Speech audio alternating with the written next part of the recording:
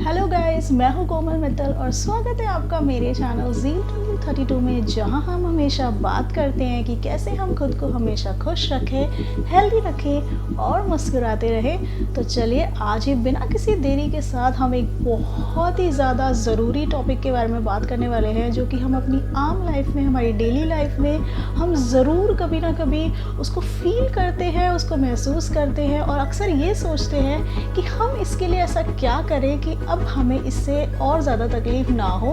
तो बहुत ही ज़्यादा शॉर्ट में मैं आपसे डिस्कस करने वाली हूँ कि हम हाइपोटेंशन की प्रॉब्लम से कैसे खुद को आराम दिलवा सकते हैं। तो हाइपोटेंशन की प्रॉब्लम एग्जैक्टली क्या होती है, पहले तो हम इस बारे में बात करेंगे।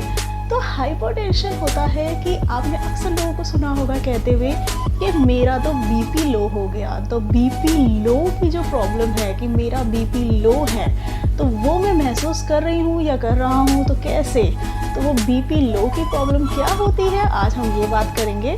तो बीपी लो की प्रॉब्लम को ही हाइपोटेंशन कहा जाता है और इसे हमें पहचानना है कि हमें बीपी लो कब हो रहा है। तो इसके बहुत ही ज़्यादा, अगर आप इजी से सिम्टम्स होते हैं जैसे पहचाने कि अगर आप बहुत ज़्यादा स्वेट आपको अनयूजुअल एकदम से होने लग गया, आपको बहुत ज़्यादा एकदम से नींद सी आने लगी है, आप ड्राउजीनेस फील कर रहे हैं, बहुत ज़्यादा हैवीनेस फील कर रहे हैं, एकदम से आपको ऐसा लगता है कि आप बहुत ज़्यादा थक चुके हैं, फटीग फील हो रहा है, आपको ऐसा लगता है कि बहुत अनईजीनेस फील हो रही है, नोज़िया फील हो रहा है। तो ये सारे सिम्टम्स आपको बताते हैं कि आपको हो सकता है कि हाइपोटेंशन की प्रॉब्लम है। तो हाइपोटेंशन की प्रॉब्लम आपको सिग्नल देती है कि तुम्हें ये दिक्कत हो रही है, तुम्हारा जो ब्लड प्रेशर है वो बहुत ज़्यादा लो होता जा रहा है। तो अगर आपका ब्लड प्रेशर अगर आप चेक करते हैं तो 80/60 आ गया मिलीमीटर मर्कुरी, तो आपको लगना चाहिए कि ओहो ये बहुत ज़्यादा रिड्यूस्ड है। तो रिड्यूस्ड है तो मतलब आपको बीपी लो है, इसका मतलब आपको हाइपोटेंशन की प्रॉब्लम है। तो कोई बात नहीं, आप इससे बिल्कुल खुद को बिल्कुल बाहर निकाल सकते हैं। लेकिन ये ऐसा होता क्यों है, क्यों हमें ऐसी प्रॉब्लम आ जाती है, ये भी जानना बहुत ज़रूरी है। तो कई बार क्या होता है, हम किसी इन्फेक्शन से सफ़र कर रहे होते हैं और उसके कारण हमारे अंदर इतनी वीकनेस होती है, इतना फटीग हम फील कर रहे होते हैं, हमारी डाइट अच्छी नहीं होती, तो ये प्रॉब्लम आ सकती है। दूसरी चीज़, आप किसी शॉक या किसी स्ट्रेस से गुजरे हो सकते हैं उन्हीं दिनों, तो उसकी वजह से भी ये प्रॉब्लम प्रिवेल करती है। तो ये भी एक दिक्कत हो सकती है कि आप कोई शॉक आपने झेला हो। नेक्स्ट थिंग मैं आपसे कहूँगी कि बीपी लो की प्रॉब्लम हो सकता है आप प्रेगनेंसी के दौरान हो तो भी आपको बीपी लो की प्रॉब्लम हो सकती है।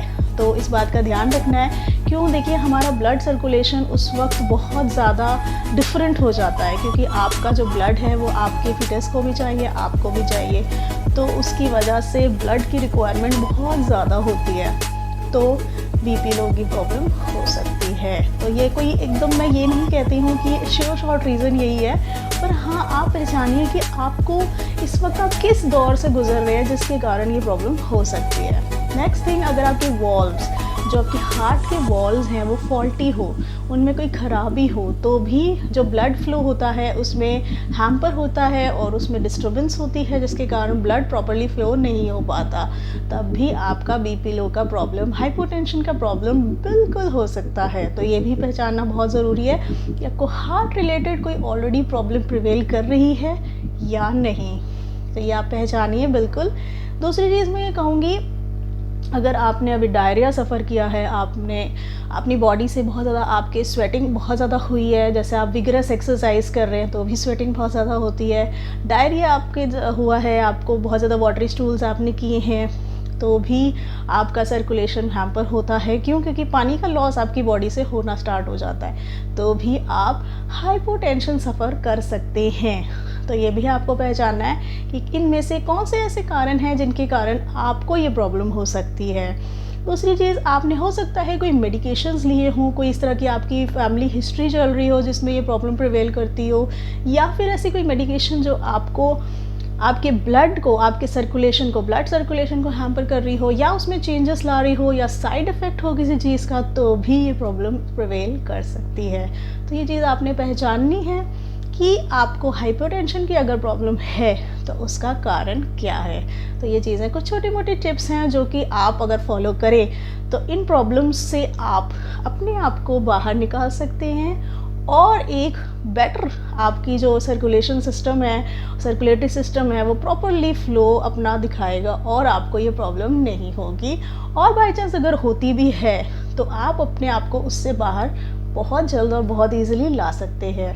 तो जो मैं खाने पीने की टिप्स आपको हमेशा देती हूँ उसमें मैं आपसे कहूँगी कि आप फोलेट रिच डाइट भी लीजिए। फोलेट रिच डाइट में आप बीन्स ले सकते हैं, आप सिट्रस फ्रूट्स ले सकते हैं, जितनी खट्टी चीज़ें होती हैं वो खा सकते हैं आप। बीन्स में आप कितनी सारी बीन्स होती है, जैसे कि आप देखिए किडनी बीन्स होती है, रेड बीन्स, ब्लैक बीन्स और भी तरह की बीन्स, जितनी बीन्स होती हैं आप सारी खा सकते हैं, बहुत अच्छी है आपके लिए। आप एग खा सकते हैं, बहुत अच्छा है आपके लिए। अगर आप कॉफ़ी पीना चाहें, जैसे कैफ़ीन ड्रिंक जो होती हैं, बिल्कुल आप पी सकते हैं, आपके लिए बहुत अच्छा है। हाँ, एक सजेशन और अगर आप लोग लेना चाहें तो बहुत अच्छी चीज़ है कि आप चॉकलेट खा सकते हैं, बहुत फ़ायदा करेगी आपको। लेकिन इस बात का ध्यान रखना है कि अगर आप डायबिटिक हैं तो डायबिटीज़ से भी बीपी लो होता है, तो अगर आप डायबिटिक हैं तो आप चॉकलेट नहीं खा सकते। तो इन चीज़ों का भी ध्यान रखना है, क्योंकि जो हम टिप्स देते हैं वो एक नॉर्मल जो बंदा लिविंग अपना लाइफस्टाइल कर रहा है उसके लिए है ये। अगर आप स्पेशली कोई डिजीज़ ऑलरेडी सफ़र कर रहे हैं तो प्लीज़ अपने डॉक्टर से, अपने फिजिशियन से, अपने डाइटिशियन से ज़रूर कंसल्ट कीजिए और उससे पहले आपने नहीं खाना है कुछ भी। तो ये चीज़ बहुत ज़रूरी है, इसको आपने फॉलो करना है। दूसरी चीज़ मैं आपसे कहूँगी कि अगर आप अपने डाइट में, मतलब अगर आप green leafy vegetables add on कर सकते हैं तो ये बहुत ही अच्छा होगा। आप बिल्कुल ऐड ऑन कीजिए, वो आपके लिए बहुत हेल्दी है।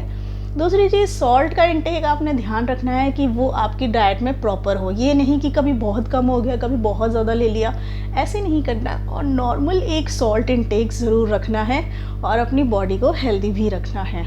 तो ये कुछ ऐसी टिप्स थी जो कि आप खाने पीने के ज़रिए अपनी डाइट में इंक्लूड करके अपनी हाइपोटेंशन की प्रॉब्लम को रिजॉल्व कर सकते हैं। इसके अलावा मैं हमेशा आपको देती हूँ कुछ अदर टिप्स और यह उसी की बारी है। तो अदर टिप्स में मैं आपसे कहूँगी कि आप पानी पीते रहिए, प्लीज़ बी हाइड्रेटेड। तो हाइड्रेटेड रहना बहुत ज़रूरी है, तो आपने हाइड्रेट खुद को रखना है, क्योंकि अगर आप एक्सरसाइज कर रहे हैं, आप कोई मेडिसिन खा रहे हैं, आपको कोई फैमिली हिस्ट्री में प्रॉब्लम है, या फिर आप प्रेग्नेंट हैं, या फिर आप डायबिटिक हैं, या आप कोई शौक से सफ़र कर रहे हैं, इन सारी चीज़ों से आपको बाहर निकालेगा पानी। तो आपको स्ट्रेस फ्री भी पानी ही करेगा। तो आपने पानी पीना है, अपनी बॉडी को हेल्दी रखना है। तो stay hydrated is my first tip. Second tip जो मैं आपको अदर टिप्स में दूंगी वो ये कि आपने अल्कोहल कंजम्पशन नहीं करना है, स्मोक नहीं करना है, बहुत ज़रूरी चीज़ है, तो प्लीज़ उसे अवॉइड कीजिए।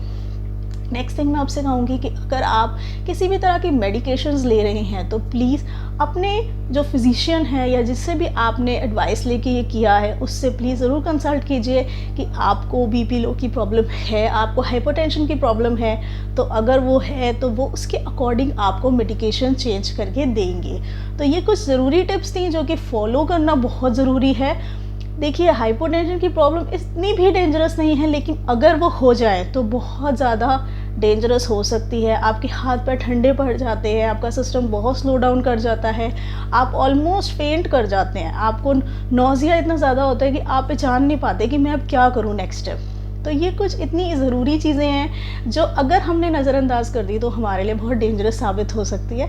तो ये हमारी डेली लाइफ में कुछ ऐसी चीज़ें थी जिनको अगर हम इंक्लूड करें तो हम बेटर एक नेक्स्ट स्टेप पे पहुंच सकते हैं। और अगर आप पानी पीना भूल जाते हैं तो आप अपने लिए रिमाइंडर लगा सकते हैं कि इस टाइम पे अलार्म बजे और मैंने पानी पीना है। तो वो रिमाइंडर हमारी बॉडी को हम ही देंगे विद आर्टिफिशियल इंटेलिजेंस। जैसे कि आपने अपने फ़ोन में रिमाइंडर सेट कर लिया, आपने कोई अलार्म सेट कर लिया, तो ये सारी चीज़ें आप यूज़ कर सकते हैं और अपने लिए अलार्म सेट कर सकते हैं। बाकी मैं आपसे हमेशा यही कहूँगी कि be healthy, stay happy and always keep smiling.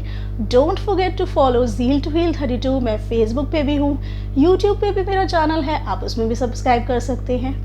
आप मुझे इंस्टाग्राम पे भी फॉलो कर सकते हैं, मेरा फेसबुक पेज भी फॉलो कर सकते हैं। हर जगह आपको ये टिप्स मिलती रहेंगी। Till then stay happy and always be healthy. तो मेरा टैगलाइन भी आपको पता है कि be healthy, stay happy and always keep smiling. Till then bye bye.